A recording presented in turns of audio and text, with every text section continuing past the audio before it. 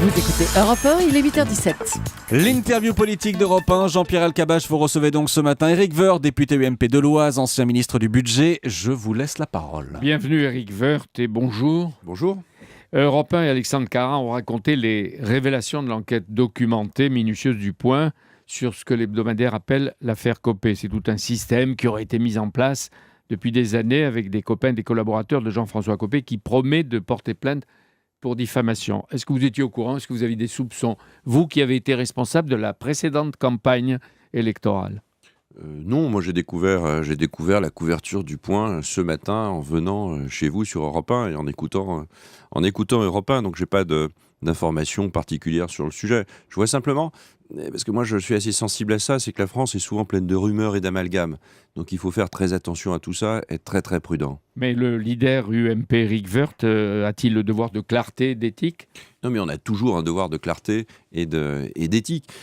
Moi, je note que Jean-François Copé a déposé plainte pour diffamation aujourd'hui et que, évidemment... Il va. Oui, il va. Bah oui, attendez, c'est paru ce matin. On ne peut pas déposer plainte à 8h du matin. Donc, faut être près il va des saisir, son avocat va le faire.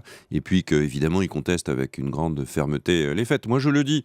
Je ne suis pas un ami de Jean-François Copé. J'ai soutenu François Fillon, mais j'ai beaucoup d'estime pour lui, donc c'est quelqu'un qui est président de mon parti politique, donc j'ai évidemment envie de le défendre et de considérer que ici, il y a des, mais à partir du moment, où il y a personne ne l'attaque, personne ne croit et même le Point ne croit pas. Vous n'écrivez pas que Jean-François Copé possédait les entreprises, qu'il a été personnellement intéressé, qu'il faut écouter sa défense, mais en même temps apprécier les limites et l'ampleur des responsabilités de chacun. Voilà, c'est très bien. C'est ce qu'il fera, puisqu'il y a des faits précis, semble-t-il, dans cet article. Jean-François Copé répondra avec la précision qui lui est coutumière. Il n'y a pas de sujet là-dessus. Alors, la France va s'emballer là pendant quelques heures. Non, mais si ces affaires sont vraies, et si les Français découvrent des pratiques opaques, douteuses, peut-être utilisées par d'autres partis, mais moins massivement, ça peut faire en même temps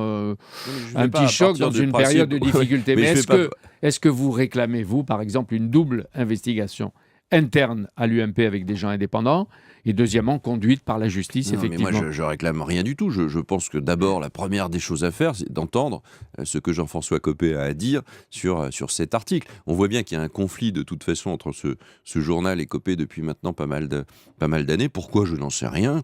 On verra. Il y aura des réponses de Jean-François Copé. Elles seront, j'imagine, précises. Il a vigoureusement démenti, donc je le crois par principe. Mais l'ex-trésorier de l'UMP, Éric Woerth, est-ce qu'il pense qu'il faut revoir tous les comptes, toutes les factures de la société dont on a parlé? Tout ça a été fait. Pour la campagne 2012. Vous savez, tout ça s'est produit dans un compte de campagne. Donc tout ça a été déjà regardé par le juge du compte de campagne. Oui, mais si c'est vrai, est-ce que ces sociétés ne sont pas responsables des dépassements relevés par Jean-Louis Debré et le Conseil constitutionnel? Et d'abord, le temps passe, donc on ne va pas faire l'émission là-dessus, j'imagine. Mais en même temps, je n'ai pas de... tout ça a déjà été regardé. Il y a des questions qui sont posées. Que Jean-François Copé a porté plainte ou va porter plainte.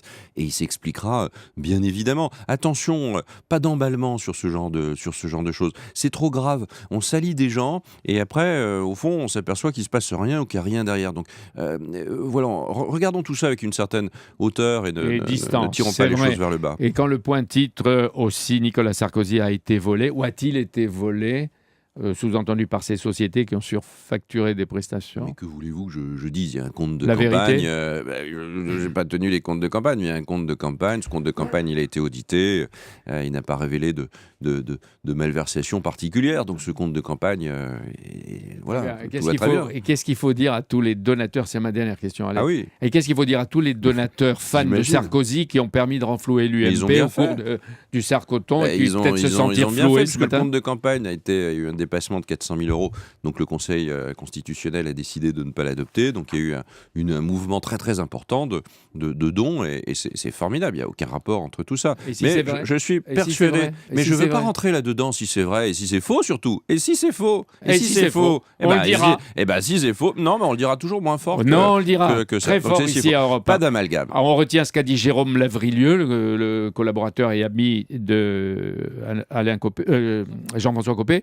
C'est du n'importe quoi. Eh bien alors, si c'est du n'importe quoi, il lui fera le dira. facile Très bien. de Avec le prouver. précision. Demain, les partenaires sociaux, Éric Woerth devrait annoncer qu'ils ouvrent des négociations en faveur du pacte de responsabilité. Est-ce que vous les encouragez à réussir ? Oui, mais moi je crois que le pacte de responsabilité, il a quand même du plomb dans l'aile. C'est ça la réalité. D'abord, ça prend beaucoup de temps. On s'aperçoit que les prévisions de Bruxelles sont plus mauvaises que ce que on pensait encore. Les déficits seront plus importants. Les dépenses ne se réduisent pas comme le gouvernement le dit, c'est le moins qu'on puisse dire. Le commerce extérieur ne va pas. La dette du pays dépassera 2000 milliards d'euros. Donc on voit bien qu'il y a eu une urgence absolue et qu'en même temps, on prend beaucoup de temps pour négocier ce pacte de responsabilité. Mais c'est quoi ce pacte de responsabilité ? C'est juste une baisse des charges. C'est une baisse des charges. Vous parlez des 3% Il n'y a rien de génial Bruxelles. là-dedans, il faut juste le faire. Est-ce que vous pensez que la France doit demander déjà à Bruxelles un nouveau sursis ? Mais plus. c'est une folie. La France a déjà demandé 2 ans, elle a déjà pris des engagements et elle est en train de ne pas tenir ces engagements. Pourquoi elle ne prend pas ces engagements ? Parce que la fiscalité, le matraquage fiscal a cassé la croissance en France.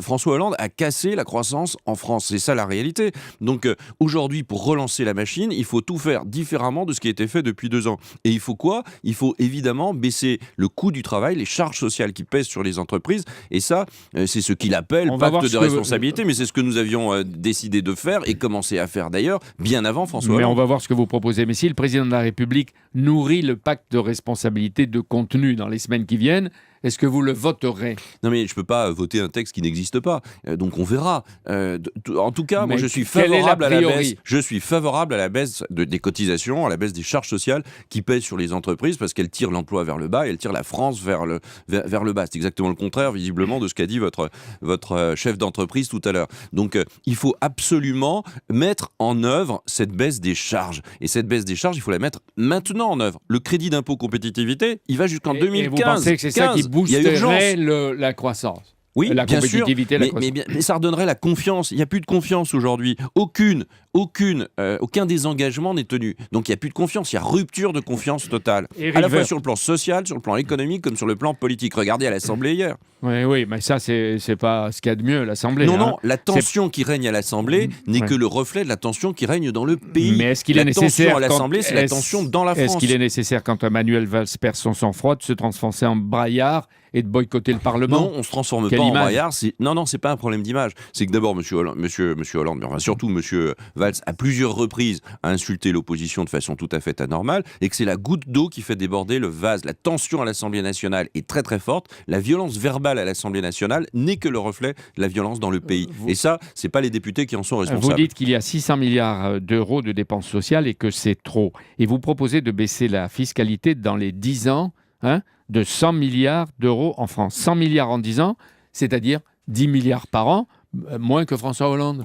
Non mais, oui, mais pendant longtemps. Il faut engager une vraie baisse de la fiscalité pendant longtemps, accompagnée évidemment d'une baisse encore plus importante des dépenses et se remettre à peu près à la moyenne des pays de la zone euro, même de façon un petit peu plus importante, puisque la France, elle dépensera toujours sur le plan public un peu plus que les autres. L'équilibre, on l'aurait en quelle année ? Mais quand vous dites en 10 ans, c'est un objectif, mais vous pouvez faire, vous pouvez faire 3 milliards la première année et 15 milliards la deuxième année, c'est pas linéaire. Ce que je veux dire, c'est que il faut réformer la fiscalité française, c'est mal parti. La réforme voulue par M. Ayrault, elle est en train de s'ensabler. Et en même temps, on voit le gouvernement ressortir la vieille idée de la CSG progressive, c'est-à-dire en fait de la création d'un nouvel impôt sur le revenu. Ça fera 6 millions par an. Attendez que Bernard Cazeneuve nous le dise. Mais enfin, c'est le rapporteur général des finances à l'Assemblée nationale qui le dit. C'est pas aujourd'hui, une 4e réunion l'avant-dernière est prévue à propos de la réforme de l'assurance chômage. C'est comme ça très vite. Est-ce que vous pensez qu'elle aura lieu cette année, la réforme ? Non, je crois pas. Je crois pas qu'il y aura de réforme en réalité de l'assurance chômage.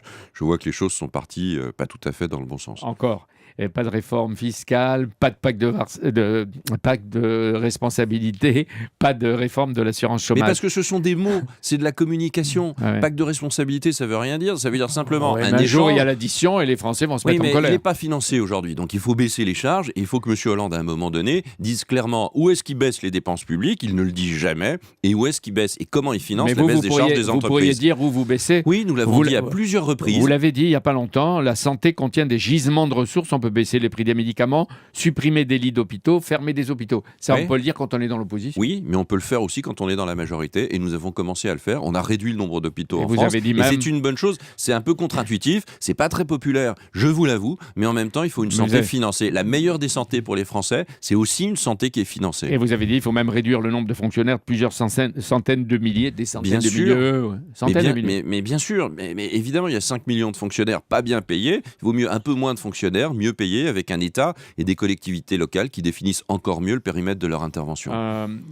Le MEDEF renouvelle sa demande de suppression du régime spécial des intermittents du spectacle, c'est à peu près 1 milliard par an, et il demande que c'est à surcoût que ce soit l'État qui le finance. Qu'est-ce que vous pensez? Vous êtes d'accord avec le MEDEF sur les Évidemment, c'est un intermittents? régime qui est très très déséquilibré. Il est nécessaire parce que dans le domaine culturel, on a besoin de cela, mais il y a probablement à travailler entre le fait de le faire financer par le contribuable ou de le faire financer par les entreprises. Évidemment. En tout cas, c'est pas un sujet tabou. Il faut bien pouvoir en parler à un moment donné. On peut pas laisser sur la table sans arrêt des sujets qu'on ne tranche pas. Bon, le Dernière chômage. question, Jean-Pierre. Eh ben voilà, la dernière. Michel Sapin récidive avec confiance. Là, il vient de parler des chiffres du chômage. Il dit 8300. Vous avez connu des moments où il y en avait beaucoup plus. Et avec beaucoup confiance, plus de crises. il espère une baisse du chômage à la fin de l'année 2014. Il nous refait le coup. C'est extraordinaire. Hollande dit fin d'année 2013, Sapin dit fin d'année 2014, Bruxelles dit non, pas fin d'année 2014, je ne sais pas ce que dira Moscovici, peut-être fin d'année 2015.